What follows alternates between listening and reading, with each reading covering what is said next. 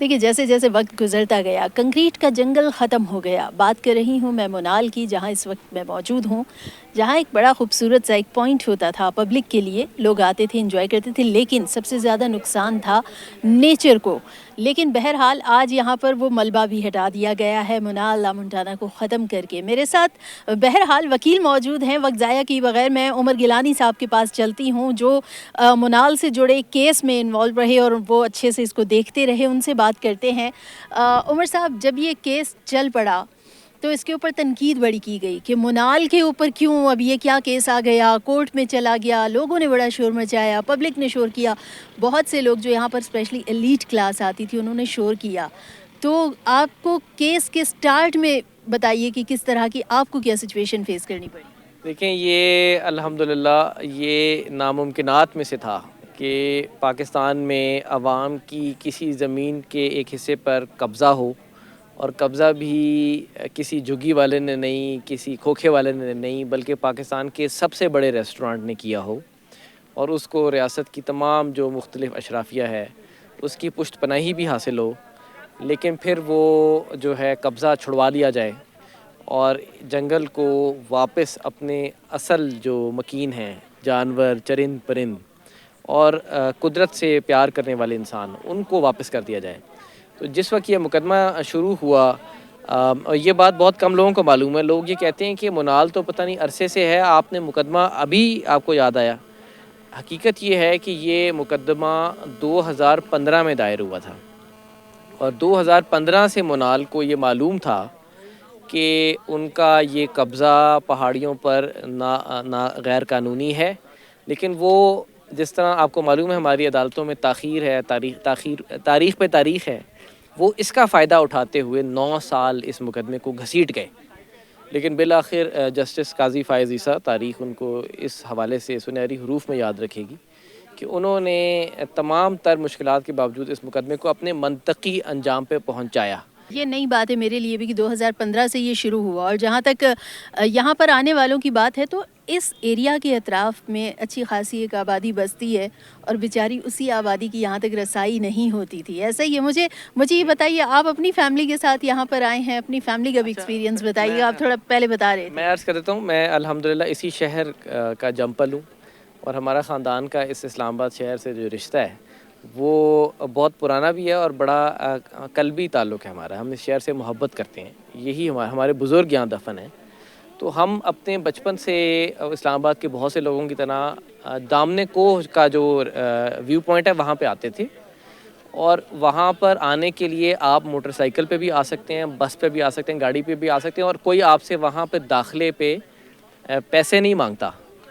लेकिन जब ये मोनाल बना, तो अगरचे अल्हम्दुलिल्लाह हमारे पास माली वसाइल हैं, लेकिन हमारे वालिद साहब ने कभी ये इस जगह को गवारा नहीं किया कि ये जंगल की एक जगह जो कि पहले सब लोगों के लिए थी, वो अब चंद लोगों के लिए मुख्तस कर दी गई, और 4-5 हज़ार रुपये पर हेड के हिसाब से यहाँ पे आने के लिए ख़र्च करने पड़ते थे। उमर साहब, मुझे ये बताइए कि कानून क्या कहते हैं? जैसे जैसे वक्त आगे बढ़ रहा है, मौसमियात का जो थ्रेट है वो हमारे लिए मज़ीद बढ़ रहा है, एनवायरमेंटल थ्रेट वो हमें ज़्यादा मिल रहा है। तो क्या हमें मज़ीद कानून को सख्त करने की ज़रूरत है? क्या करना चाहिए हमें इस हवाले से? अगर आपसे उनकी मोहतरमा रोज़ीना आपकी मुझे इजाज़त हो तो मैं पहले एक और बात कर दूँ जी जी आपके जी जी, सवाल का ज़रूर जवाब देने ज़रूर से ज़रूर। पहले। वो ये आपने बात की कि कुदरत से मोहब्बत करने वाले, ये देखिए इस्लामाबाद का जो शहर है, इसका जो कल्चर है, इसको पूरे मुल्क में एक डिस्टिंक्शन हासिल है। जो शहरी इलाके हैं, चाहे वो कराची हो, वो लाहौर हो, पेशावर हो, और हत्ता कि फैसलाबाद, इन इलाकों के जो शहरी लोग हैं, इनका कुदरत से उमूमन कोई ताल्लुक़ नहीं होता, और ये उनकी कम नसीबी है, क्योंकि या आप गांव में रहेंगे या आप शहर में रहेंगे, जहाँ पे आपको ना चरिंद, ना परिंद, ना जंगलात का कोई अंदाज़ा है।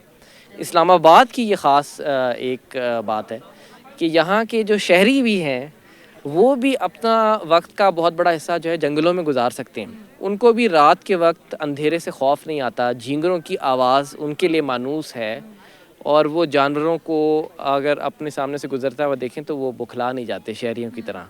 कराची से जब भी आपके दोस्त या रिश्तेदार आते हैं तो उनको हैरानगी होती है कि ये इस्लामाबादी कुदरत से इतनी मोहब्बत क्यों करते हैं। اور یہ اس وجہ سے ہے کیونکہ ہمارے بزرگوں نے اور ہماری حکومت نے، یہ ہماری ریاست کا ایک بہت بڑا کارنامہ ہے کہ اس نے اس شہر کے ساتھ اتنا بڑا ہزاروں ایکڑوں پہ محیط ایک جنگل جو ہے وہ وقف کر دیا ہے۔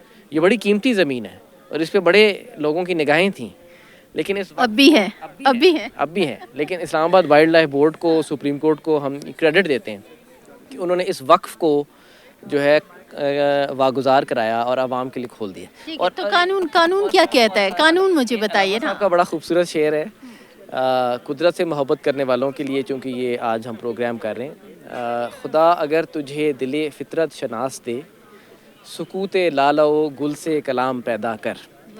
تو جنگل میں جا کے کبھی خاموشی سے بیٹھنا اور جنگلوں میں چرند پرند کی آوازیں سننا، یہ ایک ایسی نعمت ہے جو اسلام آباد کے شہریوں کو نصیب تھی اور ہے اور انشاءاللہ رہے گی۔ انشاءاللہ ضرور رہے گی۔ اچھا، وقت کی کمی کے باعث مجھے یہ بتائیے گا نا کہ قانون کیا کہتا ہے؟ قانون میں کیا یہاں پہ آ سکتی ہے، کوئی ترمیم لائی جا سکتی ہے؟ دو باتیں عرض کرتا ہوں۔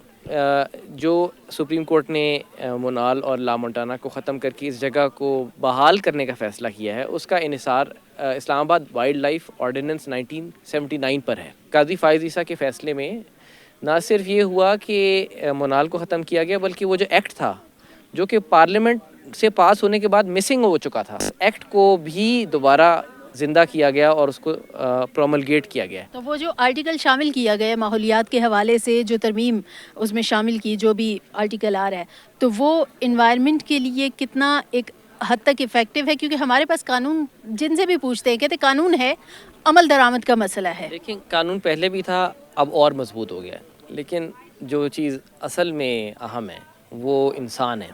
جو انسان عدالت کی کرسی پہ بیٹھتے ہیں، جو انسان عدالت کے سامنے کھڑے ہو کے بحث کرتے ہیں، اور جو لوگ اسلام آباد وائلڈ لائف بورڈ کی چیئرپرسن رائنا سعید خان آپ نے دیکھی ہیں، اس طرح کے بہادر لوگ جو اپنے عہدے اور اپنی حتیٰ کہ جان مال کو خطرے میں ڈال کے جو صحیح ہے اس کے لیے کھڑے ہوتے ہیں، حق کے لیے کھڑے ہوتے ہیں۔ تو یہ قوانین اپنی جگہ بہت اہم ہیں، لیکن اس سے بھی زیادہ اہم بہادر لوگ ہیں، اور پاکستان کے لوگ جو ہیں وہ بہت بہادر ہیں۔ اور یہ جس طرح زیڈ بی مرزا ایک پروفیسر تھے، آپ کو معلوم ہے کہ منال سے کن لوگوں کا مفاد وابستہ تھا؟ نہ صرف افراد پیسے والے بلکہ بڑے خطرناک ادارے بھی ملک کے تھے۔